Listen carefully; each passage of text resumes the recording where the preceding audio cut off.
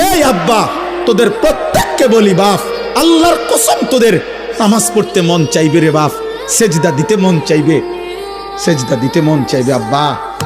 হাসরের ময়দানে হলেও সেদিন মন চাইবে খুব, যে আল্লাহ আপনি একটু সুযোগ দেন না রে মাওলা, একটা সেজদা দেই আপনারে, একটা রুকু করি মাওলা। আমার সিরিয়াল আইতে তো হয়তো দেরি আছে মাওলা, আমারে তো বিচারের জন্য হয়তো সিরিয়ালে আরো পরে ডাকবে, এই ফাঁকে আমি আপনারে একটা সেজদা দেই। আল্লাহ বলেন ওয়ালাউ শি'না লাআতাইনা কুল্লা নাফসিন হুদাহা। এই নাফরমান, আমি চাইলে তো দুনিয়াতেই প্রত্যেককে সেজদা দিতে পারতাম, দেওয়াইতে পারতাম, আমার আনুগত্য করাইতে পারতাম।